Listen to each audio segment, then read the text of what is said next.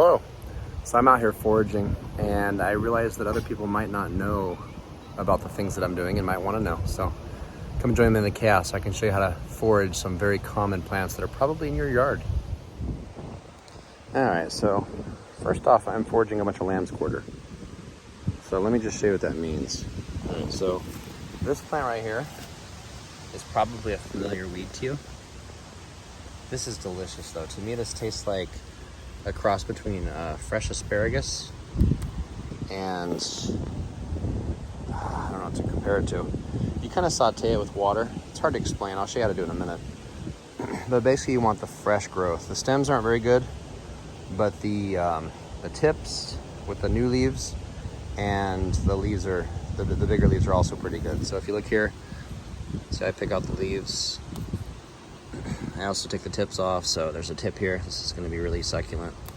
This is delicious. Basically what you do is you put this in a pan and you add just a little bit of water and add some salt, and then you just kind of saute it in. I'll show that later. But as you see here, I've allowed this to grow. For some reason, whenever I try to grow potatoes, I always get tons of these popping up, so I just kind of let them go. Another cool thing is when you pick the tips off of these things, like if I grab this right here and pull that off, it's gonna branch. And I have a few of them that did that. Let me show you over here. So this one I did that a few months ago. And so now I have a bunch of branches coming off of that stalk. And so I could go back and pick the tips off of each one of those branches. So a lot of material here that I could harvest. I mostly just like these big leaves though. They really fry, they really turn up really well. I say fry, I don't actually use oil. Some people probably do. I like it better with just a sprinkling of sea salt and just a small amount of water, and I just kind of reduce it down.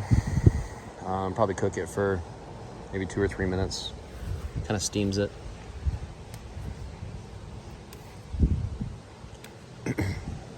And I'm not really sure why this isn't popular in the United States. I actually did some research and found out that lamb's quarter is pretty popular in other countries. And you notice I'm out here, there's actually this is right here is kind of poisonous unless you prepare it properly. This is called Pokeberry or Pokeberry. I've heard both variations. And the succulent tips are actually not bad, but you have to cook them properly. So those are also edible if you boil them first. You have to take the fresh growth, boil it, and then after you boil it, you drain all the water, and then you take those and then you prepare them just like I described with the lamb's quarter. Once they've been boiled and rinsed, then you can eat them. Lamb's quarter, on the other hand, you can eat this raw if you want to. And it actually tastes like raw asparagus, and raw asparagus isn't very good to me. Some people probably love it, no offense. I think asparagus tastes a little bit better when you add some salt and you soften it up with I usually do it on cookie sheets in the oven. There's probably a dozen ways to do it. But lamb's quarter is one of my favorites. This stuff is delicious. So that's two things that you could easily just harvest in your yard. There's a lot of things in your yard that are probably edible. And things that aren't. Right here I have wild grape. Wild grape leaves are also edible. If you want to eat wild grape leaves. I don't mind them. I think lamb's quarter tastes way better. Has a way more, like I said, it tastes like asparagus. I love the taste of asparagus. I love lamb's quarter. I should have brought a basket to put this in. Trying not to lose any. I just want to show one more thing over here. 2 more things, I guess. Right above me, this tree right here might look familiar, especially if you're in the Midwest. This tree is pretty prolific. This is called hackberry. Hackberry has lots of little berries on it that you can, of course, eat, but you may or may not know that the leaves also are pretty decent. And again, you can quickly soften them up in a pan, a little bit of water, even over a campfire, and they are edible. Not quite as good as lamb's quarter, in my opinion. You'll notice over here, in my lawn, I have lots of weeds. These weeds are called violets. The violet leaves are also edible. So if I wanted to, I could go through and pick a bunch of these little leaves and add those to the mix. So delicious. And as you can see, most of this area that's covered by walnuts, these are all walnut trees, there's tons of violet. And these violets will just go crazy in the shade. So if you're trying to figure out how to get grass to grow under your walnut trees, try planting some violets. They'll invasively take over the entire shaded area, assuming you don't have moles. You can see I have moles kind of tearing up this area.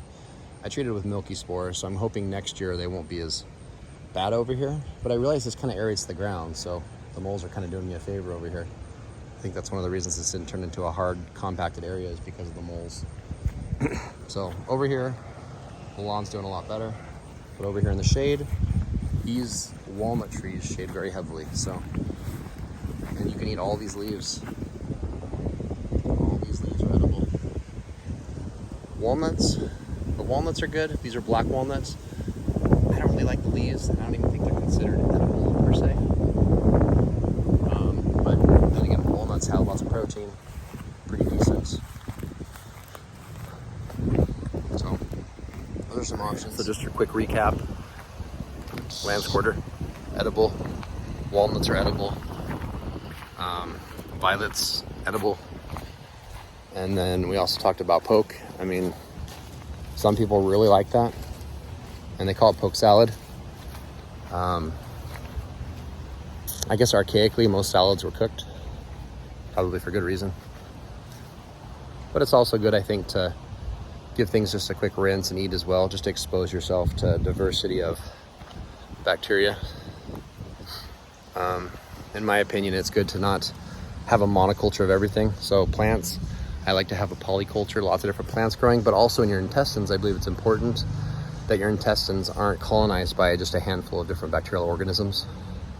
Eating some of these raw might do me a favor and introduce some healthy diversity of bacteria to make sure that nothing's kind of monopolizing my intestines. So diversity is good. All right, so I hope this video helped you. Hope it got you some ideas on things that you can just forage in your backyard if you get really hungry. I would recommend trying some of these before it's an emergency, but it's awesome to have things to forage. Your backyard is probably full of edible things. And there's apps you can get on your phone. You can go around and identify different plants. Just make sure you know what you're eating before you eat it. Don't eat anything if you don't know what it is. So that's my disclaimer. Make sure you know what it is. Check with someone else who's into foraging. If you know me, have me come over and make sure that whatever it is that you think you're eating is actually what you think it is. And of course, I'm not an expert, I'm a beginner, but it's kind of fun to learn with people who are learning. All right, so after I finished the video, I went out to grab a little bit more, and I noticed something that you may have noticed. So next on my lamb's quarter, I have this. So this is some type of nightshade plant. I don't know exactly which species of nightshade, but I do know that this particular species is something you would definitely not want to eat the leaves from. So as you see, very different shaped leaves. They look like the leaves on a pepper plant. So if you grow bell peppers, kind of similar looking leaves as a bell pepper plant, you do not want to eat these berries, and you do not want to eat these leaves. So make sure you know what you're looking at. Okay, lamb's quarter, camera to focus, lamb's quarter versus nightshade. And anything in the nightshade family, the leaves you don't want to eat. They have different levels of toxicity, like tomato plants even. Tomato plants, you do not want to eat the leaves. Lamb's quarter, good. Nightshade, bad. At least the leaves. I'm not going to comment on the berries and whether or not I ate them as a kid. But yeah, do not eat nightshade, especially when anything's green. Anything you see green, anything nightshade, I mean, don't eat nightshade. Tomatoes, those are cultivated, those are good. Wild nightshade varieties, don't even go there. Just be safe. Hope that helps. So, poisonous, not poisonous. And I mean, the degree of poisousness is, you know, out there. I ate these once and I just got sick. Not saying you'll be fine, just don't eat them. Don't mess around with the nightshade. Lamb's quarter, good. All right, in your frying pan, add some water. I like to add a little bit of salt. This is sea salt. Whatever you have would work. Swish it around. heat up.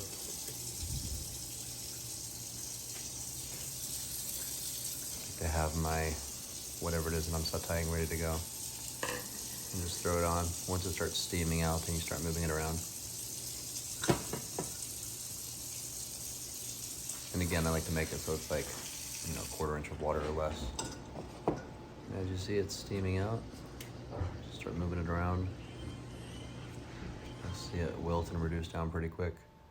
And then just plop it into a bowl. This is what it looks like when it's done. It's delicious.